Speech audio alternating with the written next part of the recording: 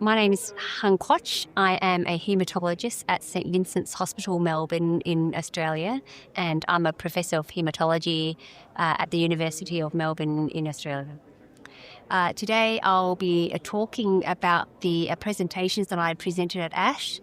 The first presentation was the initial results of a phase 1b/2 study of a combination of a new regimen that's Sonrotoclax together with carfilzomib and dexamethasone in a group of patients with the 1114 translocation.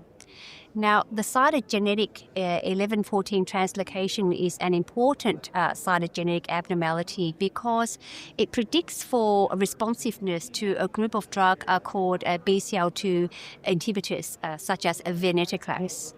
Now, Sonrotoclax is a next-generation BCL2 inhibitor that is more potent than venetoclax.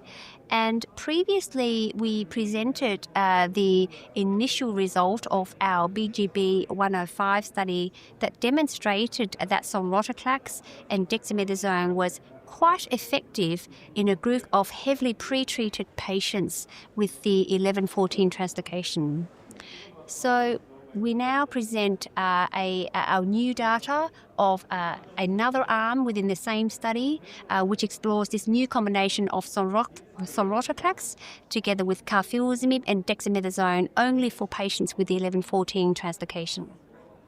And the reason behind combining Sonrotoclax with carfilzomib and dexamethasone is that both carfilzomib and dexamethasone can potentiate the dependency of the myeloma cells to BCL2.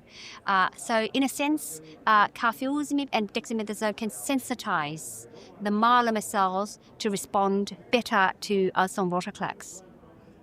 So in this study, we presented the results of the 22 patients who we enrolled in the dose escalation phase of the study. And these patients were quite heavily pretreated. They had 4 prior lines of treatment. Some patients had as many as 8 prior lines of treatment. And the majority of patients have exhausted all treatment options. They've had drugs belonging to the groups of immunomodulatory drugs, proteasome inhibitors, and anti-CD38 monoclonal antibodies. So essentially highlighting the challenging patient population that we enrolled in this study.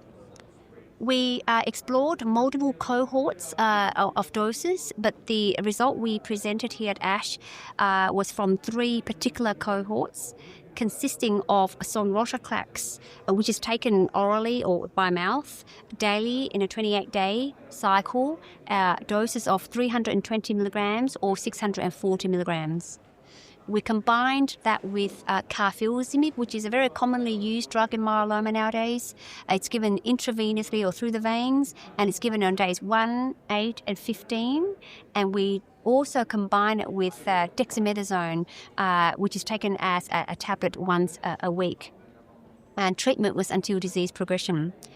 And what we saw was that the safety profile was quite favorable in that when it comes to blood toxicity to blood counts, so hematological toxicities, only over half of patients develop a lowering of their blood count, but mainly mild.